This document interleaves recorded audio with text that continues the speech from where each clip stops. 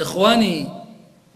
runtii way badan tahay dadka khaatumadan xun ay ku dhacday ilaahay naga nabad geliyo nin waxa jira ku qaylinaya markuu dhimanaya zidni kaasa khamrin taala ya fulana erayadaas ka soo baxay ii ziyaadi hal galaaso khamra igu shubulay heblaayo kaalay qisadan waxay afar dhalinyaro oo wadamada carabta ka tirsan ayaa hal meel bay ka wada shaqeyn jireen waxay sameyn jireen inay raatibkooda iyo lacagtooda ay ururiyaan markay maqlaan wadamada kamid ah oo fujuurka iyo xumaanta iyo tumashadu ku badan yahay halkaas ay aadaan wallahi ikhwaani waxaan laga qisaynayo ma aha wax iska waa arimo xaqiiqa wadamada carabta dad joogto wadamada carabta xilligan hadda samarka marka la gaariyo xilliyada fasaxa ay aadaan kambaniga dhan dadka ka shaqeynsa u dhan wax yar mooga inta badan waxay soo baxaan wadamada dibadda reer galbeed ama wadamada Aasiya inta badan aadaan se u badan yihiin kambaniga dadka ka shaqeey wada baxa kulli xagee la jira waxa lagu leeyahay waxa la aaday wadan dibadda la aaday waxa loo aaday waxogaagii raatibka la soo shaqeeyay baa la soo gubayaa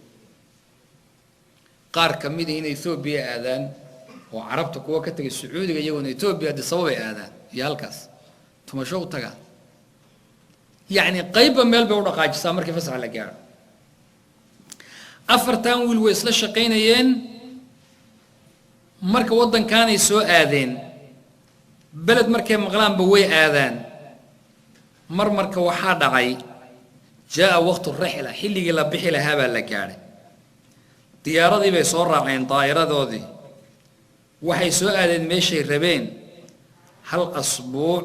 ayaa la joogay maartay meeshii la saaray xumaantii iyo khamradii iyo dumarkii iyagoo habeenada kamida meel ay tageen oo xumaanta ku soo sameeyeen saaca mutaakhira min al-layl iyagoo jooga xumaantiina la jahraaya ayaa arintani u timid mid kamida afartoodii baa dhacay dhulka ku dhacay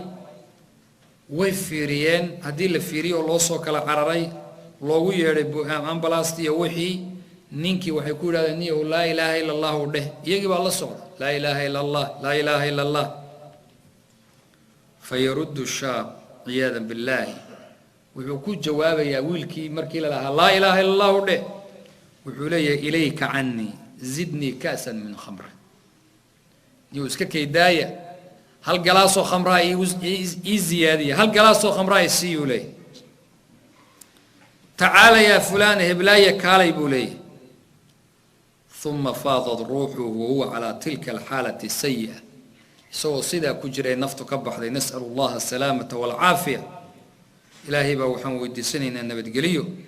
يينو نقع عافية حمانتا صدح ذيك له way ka soo baxeen meesha raqsiga iyo xumaantii iyo kalaabkii waxayna u soo qarareen wadankoodii iyagoo oo midkoodii afraad saaxiibkoodii wada isagoo meeyda ayay keeneen airportka markay ka soo dageen oo laga qaaday maaragtay daboolkii la fiiriyay waaba isagoo ninkii wajigiisii uu isu bedelay fahmi oo kale sida dhuxusha uu noqdo iyaadan billahi min hada ikhwani والله دتك قبورته dhaqaaqday ku sheekeeyaan wax badan badan dadkan sigaarka cabay la yar yahay sigaarkan hadda aad u jeedo daroogada